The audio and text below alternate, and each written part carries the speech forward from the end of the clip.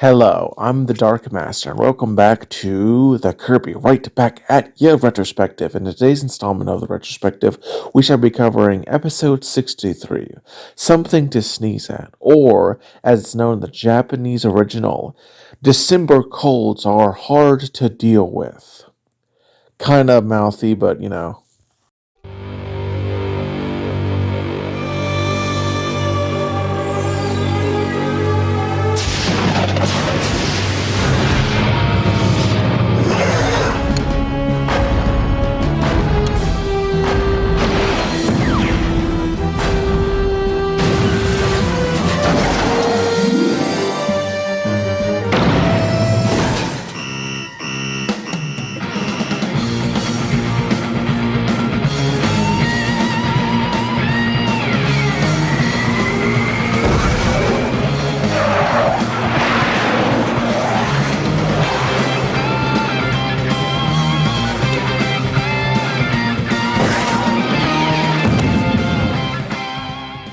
This episode was originally released in Japan on December 28th, 2002, as the 63rd episode, and then the English dub by 4Kids would be released on February 28th, 2004, also as the 63rd episode.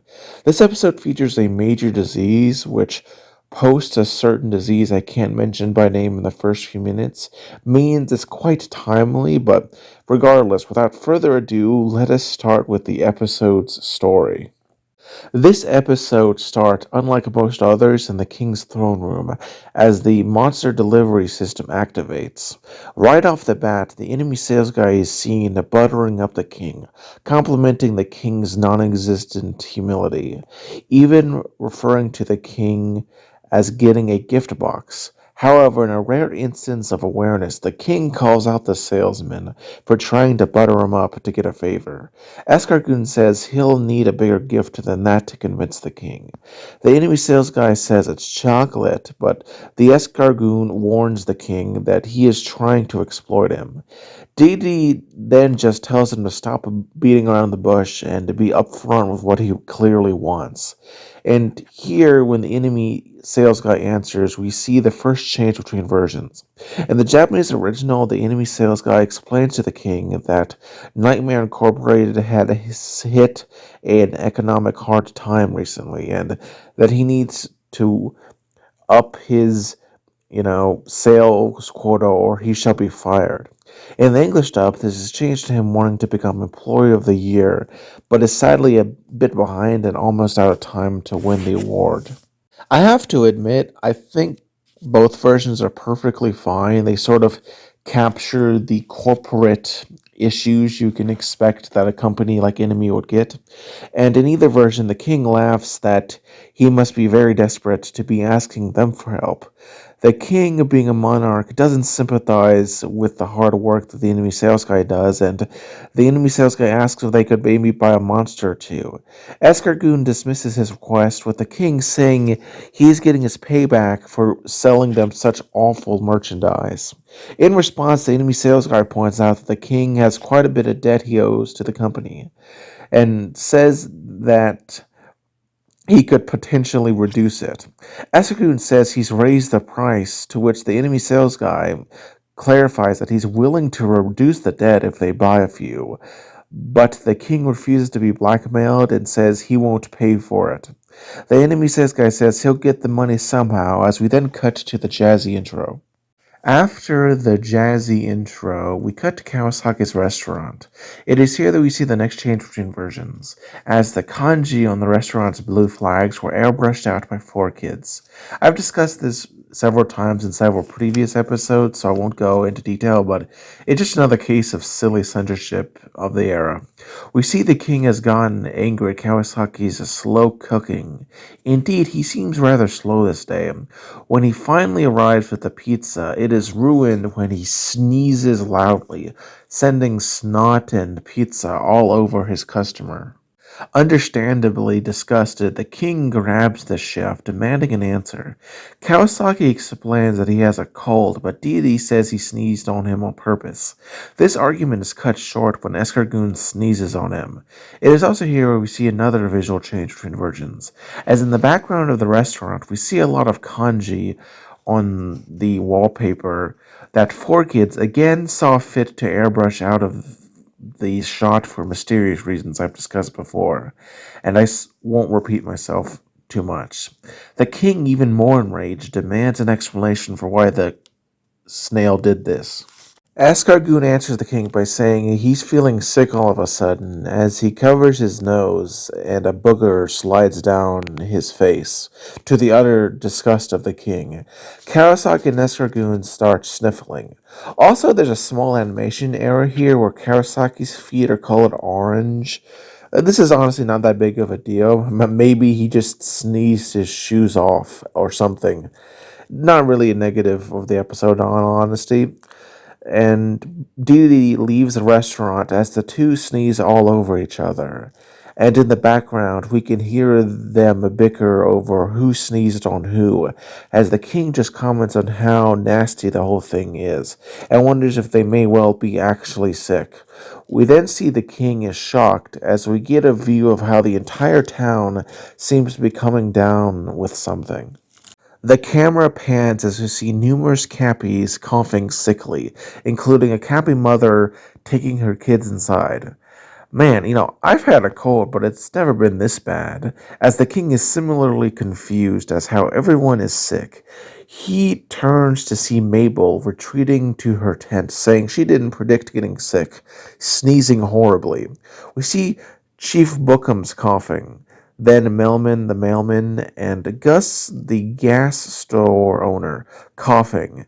In the Japanese original, we see an additional scene of where Tuggle, the grocery store owner, is seen coughing. I've also seen some sources say that the Gus scene was also in the Japanese original, but in the English dub I saw it was in there. Could have been maybe something that was only a case in certain times. The English dub seemingly removed the Tuggle thing due to time restraints, which I think was kind of a shame, as it only undermines how widespread this disease is. And in both versions, we then cut to Gengu, the toy store owner, sick. We then see a line of Cappies waiting in line for a doctor's visit with Dr. Yabui. It is also here that we see the next change between versions. In the Japanese original, there is a sign on the door that reads, "Office closed today," in plain English. Despite being perfectly fine English, 4Kids saw fit to airbrush it out, which is kind of silly. I mean, this wasn't even English. It was perfectly well-written English. Why would you remove this, 4Kids? We see Spikehead and his family complaining about being sick. Dr. Yabui, however, says he himself is very sick and can thus no longer see any patients from now on. Also, I'd like to point out in this scene, you can see that despite 4Kids' efforts to remove the sign is still there. Like, they're so lazy they couldn't even be consistent with their censorship. Honestly, shame on you, 4Kids. One of the parents reminds the doctor of the Hippocratic Oath, to which Dr. Bowie says they can take it back. Man, the healthcare system here is a mess, and tells them to come back in the morning. We see the king and Escargoon rolling up in their limousine. Dee says everybody is sick, while Escargoon says Dreamland has been hit by an epidemic of head colds, while the king wonders why he hasn't caught it. They drive back to the castle, and the king sees Cerebrum and Lady Like have also caught the bug, and he tells them to keep their diseases away from him. He enters into a hall filled with Waddle Dees, and coming across Meta Knight, asks why everyone is getting sick. Meta Knight sneezes towards the king in response and walks away, leaving the episode and the king. The king is shocked and looks around, seeing Kirby and Waddle Dees have not caught the cold. Escargoon's response to him is where we see the next change between versions.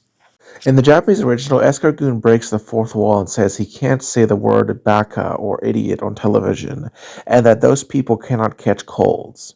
In the English dub, 4Kids, this is changed to a far more subtle jab, implying that the virus must be attacking those of high intelligence, which is why Kirby and the Waddle Dees are not sick. Either version is perfectly fine, and the king gets annoyed with Escargoon, and Escargoon assures him that it must be some other factor before leaving the king alone to contemplate why he's not getting sick. The change likely relates to a Japanese cultural phenomenon where a bunch of people think that idiots don't get sick. I can kind of understand why it was changed between versions, but I don't really think it was that big of a deal. We then cut to Tiff's family room as we see the siblings are sick. Tuff says it's no fun to be sick on a non school day, while Tiff says Kirby is lucky to be so healthy.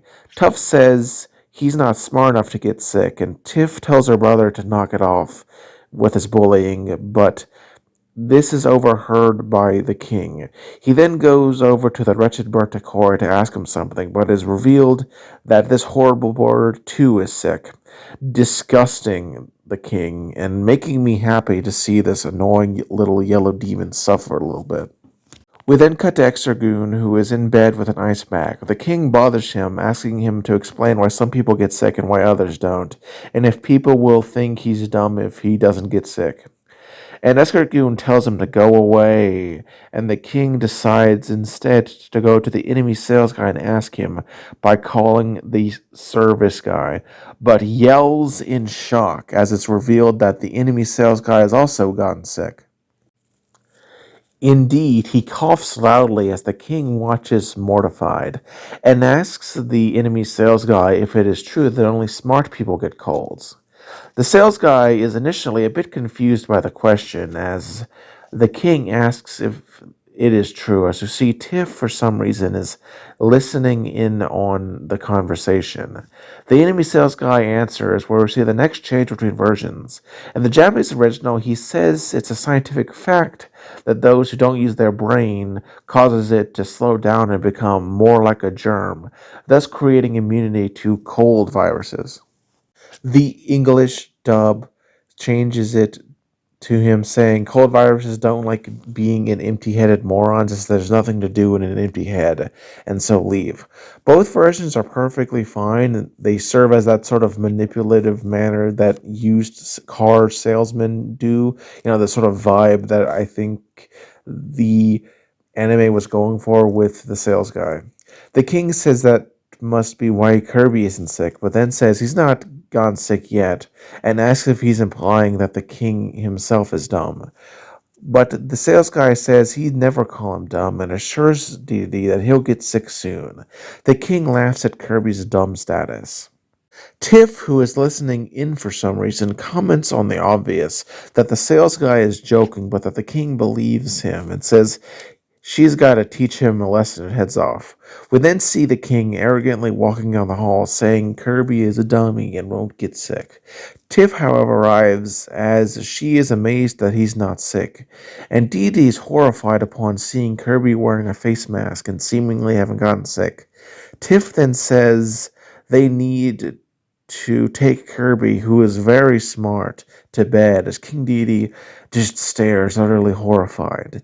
The group leaves as Tuff says the king is lucky he's not sick. The king thinks to himself and runs away. Tiff and Tuff look back, happy that they've tricked the king into spiraling further into madness. He enters back into his throne room and calls up the enemy sales guy again, saying that he wants to get sick. The enemy sales guy coughs, and he says that if he wants a cold, he needs to get cold. In the Japanese original, there is an additional scene of the king going to do that, as the king dives into the moat of the castle in order to get a head cold.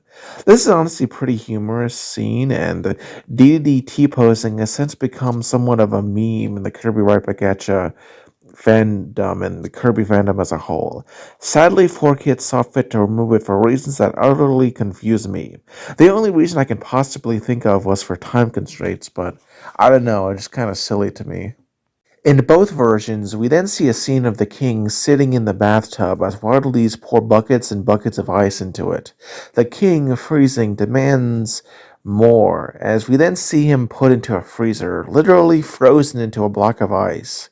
Yet, still, he not only survives this, but doesn't even get sick, which he complains about to the enemy sales guy.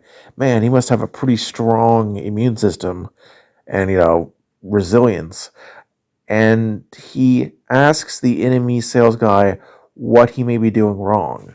The sales guy suggests that he may be too warm hearted, which annoys the king to no end, as he wants to get sick in order to prove that he's smart. The enemy sales guy concedes he wishes he could pass his cold on to the king. Dedede says to do anything, else he will lose his business, and the enemy sales guy suggests him that there's this small monster, which is the monster of the week, the head cold monsters. Since they are relevant, let's talk about them for a bit. In terms of design, they are admittedly perhaps the most generic design in the entire anime, being a spherical purple monster with enraged orange eyes and these sort of axolotl type growths on their side. But there are some interesting observations to be made about even this mediocre design. First, they are the smallest monster in the anime, being like grains of sand, which is admittedly much larger than real life viruses are.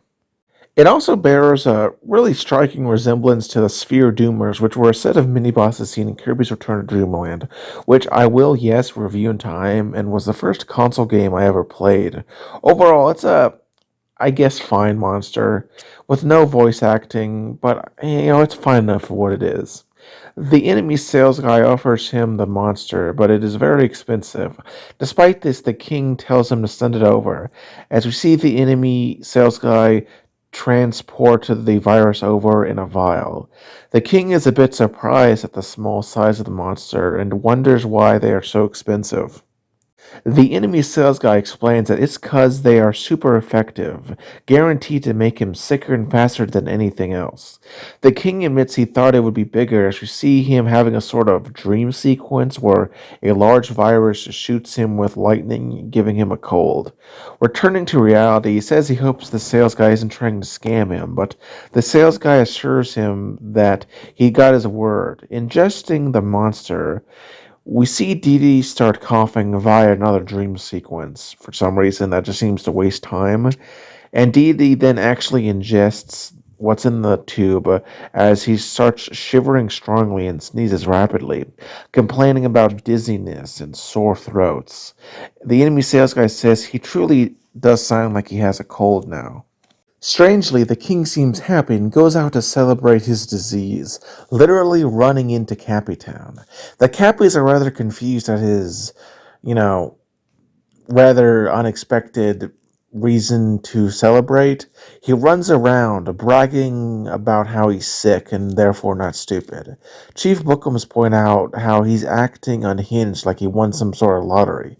He passes Mabel and she says she doesn't understand why he's so happy to be sick. Well, Chef Kawasaki is unhappy as now all his customers are sick, and how is he supposed to survive as a restaurant? He then peers into the house of Spikehead and his family, who are all sick, coughing in bed, and brags to them about getting sick. In the Japanese original, there is an additional scene of him doing the same thing to Honey's family. 4Kids removed this scene, likely due to time restraints, and honestly, I thought it was a darn shame, as it only improves the episode. In both versions, he then does the same to Iroh and his family. He then runs back to the castle as we cut to Tiff, Tuff, and Kirby sitting in their room when Dedede bursts in and brags about being sick. After he leaves, Tuff wonders how dumb he could be when it comes to this, while Tiff says he thinks getting sick makes him smart, while Kirby just sits there confused. We then cut back to the throne room as we see that the reality has finally sinked in, and Dee complains that he never thought that getting a cold would be so crummy. The enemy sales guy says he warned the king of this. Regardless, Dee says he's proven he's smart and asks for the enemy sales guy to help him get rid of it. The king then wonders how exactly the enemy got so much better so fast, and the enemy sales guy says he just had to pass the disease on to someone who doesn't have it. The king then says there might be a problem with that, as everyone is sick, but then remembers there's in fact a legion of non-sick people. As we then cut to the courtyard, as Dee is seen sneezing on all the waddle-dees. They seem unfazed and wandered off, apparently not being bothered by what just happened, even though it's disgusting. The king returns to his throne room and says that it's not working as the wild leaves are too dumb to get sick, which, yeah. The enemy sales guy suggests he gives it to Kirby. The king says that he can't do that as Kirby is already sick to his understanding, but the enemy sales guy points out how Kirby has the ability to suck up monsters, and the king says Kirby is quite the cure he needs. He then, returns to Tiff's room, crawling on his hands and knees. Tuff asks what's wrong, and Tiff says he looks sick as the three begin hacking and coughing everywhere. Kirby wanders over confused as they continue to hack phlegm out. The king grabs Kirby and flees down the hall. Strangely, Tiff and Tuff seem unconcerned by this, and they don't follow after him, even though I think in any other episode they would, but regardless, the two return to the throne room. The king is asked by the enemy sales guy if he's ready to be cured, and the king says yes. The enemy sales guy then offers a very expensive machine in which we see the next change between versions. In the Japanese original, this ray gun type weapon is referred to as a micronizer, while the English dub changes it to the microtizer. Honestly, it's a pretty superfluous change that doesn't really impact anything, and I wonder why 4Kids even did it. The king is confused by this machine, but the enemy sales guy explains that it can reduce the size of anything, and says it's for a special discount. The king ignores this and says, while expensive, he'll definitely try it. He then shrinks Kirby down under the sales guy instructions, and it is here that we see the next change between versions. In the Japanese original, Kirby's voice becomes higher pitched once shrunk for some reason. 4Kids saw fit to remove this effect, and I don't know why. I mean, it only harms the episode, and seems like it was a wasted effort to change it. I don't know, it's just a strange case of meddling. In any case, the king picks up Kirby, tells him to deal with the monsters, and swallows him as he goes down the king's strangely colorful gut. It's not very pleasant as Kirby forces the king to lie back in pain. The enemy sales guy asks if he's alright, and the king just complains that he's in pain. Kirby comes to see a mob of the virus monsters that then begin attacking him. The king winces in pain as the sales guy says it must be a gut-busting battle, which may be a reference to episode 57, a half-baked battle, which I've reviewed before if you want to learn more about that episode. The king moans as Kirby flees from the horde of virus monsters, which, of course, causes the king excruciating pain until he is reminded by the enemy sales guy that Kirby can suck up all the viruses, which dedede then tells Kirby to do, which he does.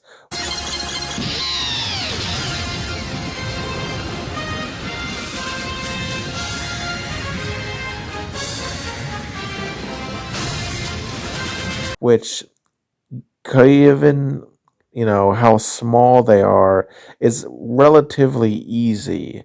Sadly, this backfires as we see the last change between versions. In the Japanese version, this causes dedede pain, and he then sneezes, while the English dub, it causes him to be tickled, which then causes him to sneeze. Honestly, I think this changed one of the few times that the English dub actually made an improvement, as if you know anything about sneezing, normally you get a sort of, tickling sensation as opposed to a painful one, though I guess that does vary depending on the person and situation. In both versions, the king sneezes Kirby out of his body, who returns to normal, despite the enemy sales guy warning him not to sneeze.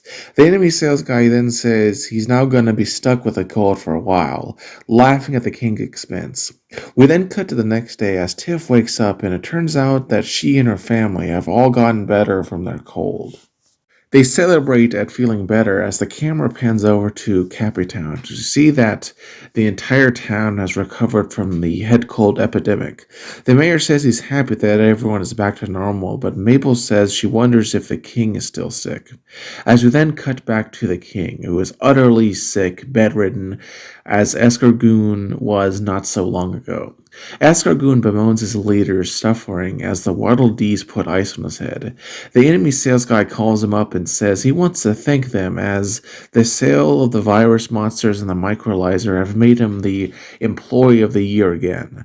The king, annoyed, asks him if he was scamming him the entire time. The enemy sales guy snidely implies that he did, and then wishes them well before hanging up. The king asks Escargoon if he's looking better, but Escargoon says don't spray on him as he sneezes, and they continue to care for the poor tyrant, as the episode ends with Tiff and Tuff laughing at the plight of the king, while Kirby eats some sort of dumpling. Now that we've covered the episode's plot, let's discuss the positives, negatives, and my final thoughts on this episode as a whole. Starting with the positives, I have to say that the plot itself I thought was rather well done, and frankly, given the recent disease that I can't name that came out of Wuhan, it hits rather close to home for some of us. Though I have seen some criticisms that have said that this cold virus, in quotes, acts more like a flu, as it, sets in and recovers very quickly. That is not very realistic, but I honestly can forgive that, as these are aliens with an alien disease, so it's probably not even a real cold, so I just think that's kind of silly. Also, this episode is meant to be a parody of the 1995 film Outbreak, made by Wolfgang Peterson, which is neat. However, given that I think this episode works well on its own, I don't think the fact that this is a parody of another piece of media really negatively impacts it, and I think you can still enjoy this episode even without knowing that it is a reference to that. I thought that the enemy sales guy getting involved in the plot more was a nice change of pace, given that he usually has a minor role. You see him manipulate the king to get his, what he wants. That's very interesting. It gives sort of a used carsman type vibe. I also thought it was interesting to get a bit of a sneak peek behind the corporate, facade of enemy to see how the employees do stuff. And while I have to admit the monsters are not the most visually unique, I also found them somewhat fascinating as a concept and how they were used. Plus, it was interesting to see Kirby fighting a monster without a copy building, which is another subversion that you don't often see in the anime. There are, however, a few negatives in terms of this episode that I have seen people talk about that are notable to me. First, there is the fact that in episode 4, Dark and Stormy Night, which I've reviewed already if you're interested in learning more, Dedede does get sick, implying that he should know that getting sick is, not exactly a good thing. I chalk this up to the episodic nature of the show, and honestly, that's not really a problem with this episode per se, so I'm willing to look past it. Rather, it's an issue with how this series has a relatively lax interpretation of being, consistent. But yeah, it's a flaw, you could say that, but I just think it's very weak. The other flaws are more solid in my opinion and are directly tied to this episode. These include how it's based off of Japanese idioms, a superstition about how idiots not catching cold, which is simply not present in English, so I do think that people might not, get that really. Also, the ending seems kind of rushed and arbitrary. Like, couldn't Dedede just shrink Kirby down again with his shrink ray? I mean, he still has it. Meta Knight also seemed really tacked on at the last minute. Like, you could remove him entirely and literally nothing would negatively impact this episode. Other small changes include the censorship as well as some minor scene changes that are a bit of a shame. Overall, this is a solid episode, nothing groundbreaking, but still rather enjoyable and worth watching if you like the series and are binging the series. Though admittedly, don't feel too bad if you miss it by accident.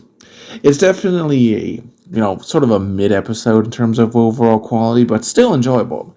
Anyway, I'm the Dark Master, and if you liked this video, you liked it, but if you loved it, consider subscribing, and join me next time on the Kirby Right Back at Ya Retrospective. Have a wonderful day.